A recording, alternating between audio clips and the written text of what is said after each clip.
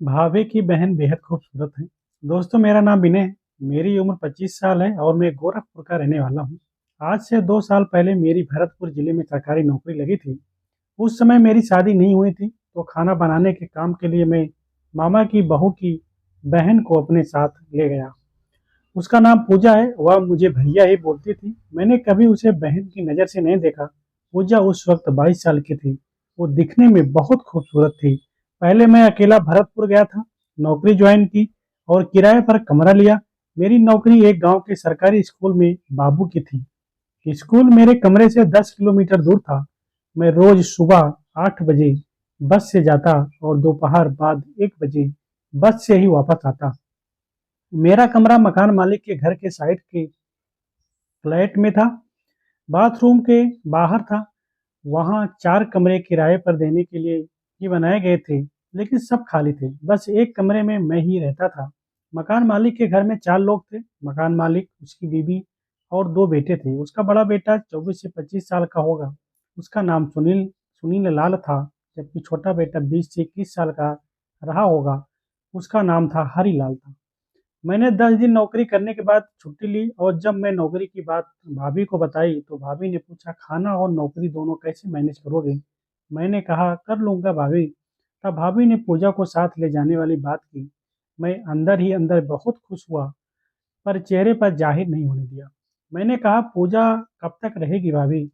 मुझे ही करना होगा। भाभी ने कहा, 1-2 साल की बात है, फिर तुम्हारी शादी हो जाएगी। तब तक तुझसे तुम्हारी हेल्प करनी दो। मैं उसे अपने साथ ले आया। मकान मालकिन के बेटे पूजा की खूबसूरती को खड़े होकर निहार रहे थे। उनके चेहरे पर खुश साफ दिख रहा था। उन्होंने मुझसे कहा, आराम से रहना, कोई परेशानी हो तो बताना। कमरा बड़ा था, तो मकान मालिक ने हमें अलग अलग चारपाई दी थी। हम लोग वहाँ रहा करते थे। उस समय हमारे पास एक ही फ़ोन था, जिसे मैं काम में लेता था। पूजा रोज़ सुबह नाश्ता बनाकर तैयार करती, मैं खाकर स्कूल जाता और फिर जब वापस आता, तब वो कपड़े वगैरह धोती, नहाती, सफाई करती और खाना बनाकर तैयार रखती थी। मैं खाना खाकर सो जाता था, फिर वह फ़ोन देखती और कभी-कभी वह भी सो जाती थी। रात का खाना हो जाने के बाद हम घर पर फ़ोन करते थे। उसके बाद पूजा कुछ देर पढ़ाई करती और मैं फ़ोन देखता। जब हम सोने के लिए लाइट बंद करके लेट जाते, उसके थोड़ी देर बाद मैं वो वीडियो देखने लगता और उसकी खूबसूरत शरीर को निहारता, उसके उभरे को देखता, पर कभी हिम्मत नहीं की और वह बस करवट बदलती और ऐसा दिखाती जैसे नींद में है, या वो सच में नींद में होती थी, मुझे पता नहीं चलता था। कुछ दिन ऐसा ही चलता रहा, लेकिन कुछ दिन नहीं हुआ। एक दिन मैं स्कूल जाने के लिए लेट हो गया। मेरी बस निकल गई, तो मैं बस स्टैंड पर दूसरी बस का इंतज़ार करने लगा, जो 9 बजे आती थी। 9 बजने ही वाला था कि मैंने देखा कि मकान मालिक का बेटा सुनील दरवाजे के अंदर झाँक रहा था, लेकिन मुझे देखकर वो अपने घर चला गया। मैंने रूम की तरफ देखा तो बंद था। मैं समझ गया कि बाथरूम में पूजा नहा रही होगी। फिर मैं रूम में चला गया। थोड़ी देर बाद पूजा आई। उसका शरीर हल्का-हल्का गीला था, जिसके कारण उसका कपड़ा शरीर से चिपका हुआ था, जिससे उसके शरीर के उभार साफ-साफ दिखाई दे रहे थे। वो बहुत खूबसूरत लग रही थी। अब मुझे खुद पर कंट्रोल नहीं हो रहा था, तो मैंने सुनील वाली बात पूजा को बताई। उसके चेहरे पर गुस्सा नहीं था, बल्कि एक हल्की-सी खुशी थी। उसने कहा कि भैया जाने दो, उसे नज़रअंदाज करो। फिर वह खाना बनाने लग गई। शाम को पूजा फ़ोन में लगी थी और मैं छत पर घूम रहा था। तभी मेरी नज़र सुनील पर पड़ी। वह भी अपनी छत पर घूम रहा था और बार-बार मेरी तरफ देखकर नज़र हटा रहा था। तभी मैंने सोचा, क्यों ना इस बात का फ़ायदा उठाया जाए। मैंने आवाज़ देकर बोला, सुनील, मैं आ जाऊँ वहाँ? तो उन्होंने हमारी हामी भरी, तो मैं भी उस छत पर चला गया। ये छत उससे बड़ी और ऊँची थी। वहाँ जाते ही सुनील ने मुझसे पूछा, आज जल्दी कैसे आ गया? तो मैंने उन्हें बस सब बताया। फिर मैंने बोला, सुनील, सुंदर है ना पूजा? यह सुनकर सुनील के चेहरे पर मुस्कान आ गई और वह बोला, हाँ, बहुत सुंदर है। तो मैंने बोला कि वो है तो मेरी भाभी की बहन, लेकिन मुझे वो कुछ और नज़र आती है। सुनील बोला, मैं समझा नहीं। तो मैंने उसे बताया कि तुम कोशिश करो, अगर तुम्हारा काम हो जाएगा तो मैं भी उस पर कोशिश करूँगा। सुनील पूछा, वो कैसे? तो मैंने उसे बताया कि बस तुम कुछ फ़ोटो या वीडियो बना लेना, उसे दिखाकर मैं भी अपना काम निकाल लूँगा। इसमें मेरा और तुम्हारा दोनों का भला होगा। इतना सुनते ही सुनील मान गया। फिर हम दोनों छत के कोने पर गए। वहाँ से पूजा दरवाजे पर बैठी फ़ोन देख रही थी। हमने पूजा की तरफ देखकर हाथ हिलाया। अगले दिन मैं छत पर सुनील से मिला तो उसने सब बताया कि दिन में क्या-क्या हुआ। फिर कुछ दिन में काफ़ी व्यस्त था तो सुनील से नहीं मिला और वो भी इधर नहीं आया। मैंने कुछ कोशिश भी नहीं की। फिर एक दिन दोपहर को मैं स्कूल से आया, तब हम बैठे थे, तभी पूजा बोली, सुनील भैया कहीं दिखते नहीं, अब कहीं बाहर गए हैं क्या? यह सुनकर तो मेरे दिल की धड़कन तेज हो गई। मुझे लगा शायद ये मान गई है। मैंने बोला, पता नहीं, मेरी भी बात नहीं हुई उससे। उसके बाद मैंने सुनील को फ़ोन किया और शाम को छत पर मिलने के लिए बुलाया। वे मुझे देखकर खुश होते हुए बोले, काम हो गया क्या? मैंने बोला, ऐसा ही समझो। फिर मैंने सुनील को बताया कि पूजा पूछ रही थी तुम्हारे बारे में। तो सुनील बहुत खुश हुआ और बोला, अभी जाऊं क्या उसके पास? मैंने बोला, नहीं, 2 दिन बाद जाना। अब सुनील मान गया। 2 दिन बाद वह शाम के समय कमरे पर आया। उसे देखकर पूजा बहुत खुश हुई। फिर उन दोनों में कुछ बातें हुई। मेरे आने के बाद मैं और सुनील बाहर चला गया।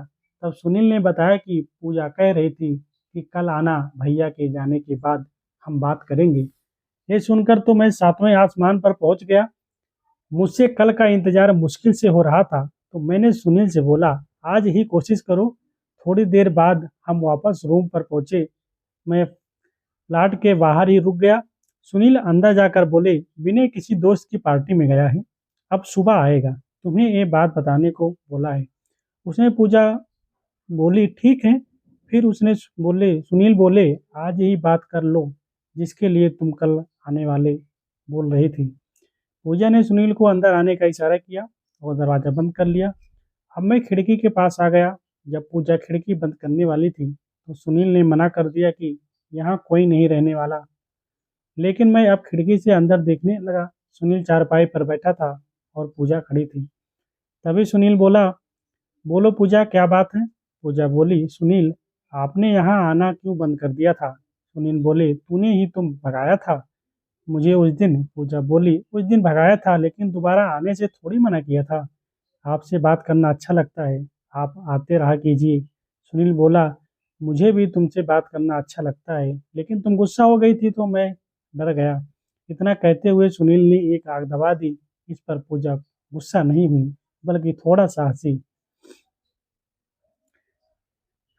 इतना कहते हुए सुनील ने एक आग दबा दी। इस पर पूजा गुस्सा नहीं हुई बल्कि थोड़ा सा हंसी और कुछ नहीं बोली। फिर वह सिर नीचे झुकाकर खड़ी रही। फिर सुनील उठे और जाने लगे तो पूजा बोली, क्या हुआ सुनील? सुनील बोला, मैं जा रहा हूँ, तो मेरे साथ बस टाइम पास करती हो। तब पूजा बोली, मैंने कब मना किया सुनील? मन ही मन पूजा भी वही चाहती थी। वहाँ पर विनय कभी मना न कर दे या उसकी दीदी को कुछ न बता दे, इस डर से कभी कोशिश ही नहीं की। सुनील और मैं बिल्कुल तैयार थे फुटबॉल का मैच खेलने को। सुनील ने 5 मिनट के अंदर ही गेंद को गोल में ही डाल दिया। अभी भी ये मैच आधा ही नहीं हुआ था, तभी पूजा ने विनय को अंदर आते देखा। इसे देखकर पूजा के चेहरे पर हवाइयाँ उड़ने लगी। सुनील मुझे देखकर मुस्कुराने लगा। मैं भी मुस्कुराने लगा। पूजा के शरीर पर नाम मात्र के कपड़े थे। उसका शरीर आज और खूबसूरत लग रहा था। पूजा को इस हालात में देखकर मैंने खुद पर से काबू खो दिया और पूजा की ओर बढ़ा। लेकिन पूजा को कुछ भी समझ नहीं आया कि ये दोनों मुस्कुरा क्यों रही हैं। पूजा को तब समझ आया जब एक ही बार में 2 गोल हो गए। शुरू में तो मैच काफी टफ लग रहा था लेकिन समय के साथ इसमें आनंद आने लगा। पूजा भी हमारा खूब साथ दे रही थी लेकिन इतना अधिक बार गोल किया जाएगा शायद ये पूजा को पता नहीं था। मैच के बाद वो बेहाल सी हो गई और 1 घंटे तक थकान के कारण सब ऐसे ही पड़े रहे। जब कुछ सामान्य हुए तो पूजा चल भी नहीं पा रही थी लेकिन मैच खेलने की खुशी उसके चेहरे पर साफ देखी जा सकती थी। आज उसको सब मिल गया था जिसके लिए वो रात भर करवट बदलती थी। समय के साथ इस मैच में इजाफा होता गया। अब तो सप्ताह में 3 बार ये वाला मैच होने लगा था। अब पूजा रातों को करवट नहीं बदलती है। दोस्तों, आशा करते हैं ये स्टोरी आपको अच्छी लगी होगी। Thanks for watching. Thank you.